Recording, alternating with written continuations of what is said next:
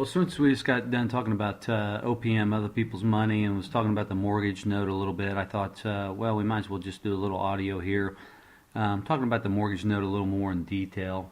What this mortgage note is, it's in the manual, and you'll see it. Basically, how this thing works is before you buy a property, or while you're in the process, of buying a property, you always want to get a fair market value on that property, and that's going to tell you kind of how you're going to place offers on properties and things like that. Or you can also, once you get closer to buying the property and you know you're going to get it, you can get an after rehab appraisal from an appraiser.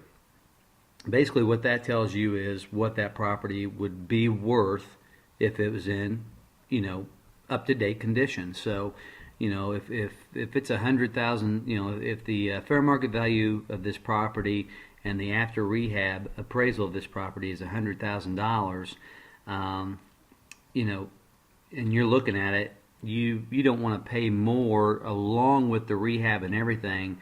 You don't want to have more than $70,000 into this property, and that goes back to the formula that we show you in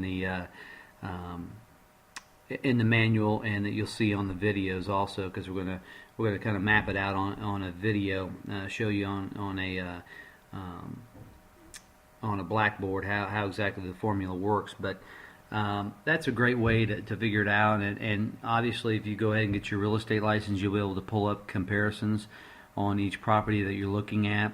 But you need to have a pretty good idea of what the fair market value of the property is before you even start bidding on it anyway. But what the mortgage note is once you figure out what the fair market value is and what you're going to pay for that property and what you need to get from the investor, what you're going to do is go to this mortgage note and fill it out properly before you close and before you get the money from the investor.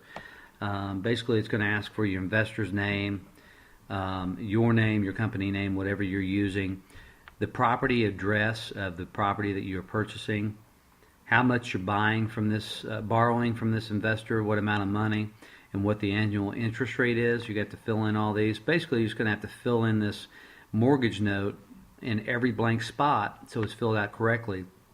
And then you and your investor will sign it. And you will take it to the closing table whenever you purchase this bank-owned, distressed property, head property, whatever it might be.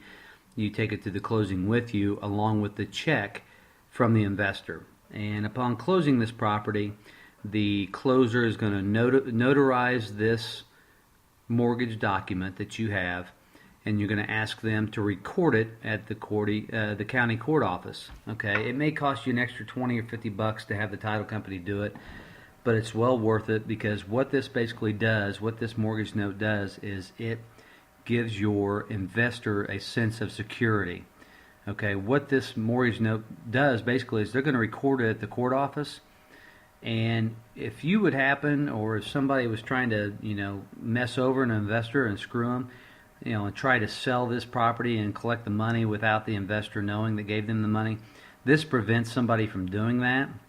Okay, because what will happen is when you go to sell the property, a lien is going to show up on the property with this mortgage note saying, hey, John Doe owes this guy, $70,000 on a first mortgage lien that needs to be paid off before he can close on this property. So what this does is it gives your money investor the security to know that, hey, there's no way you can sell this thing out from underneath him without him getting his money.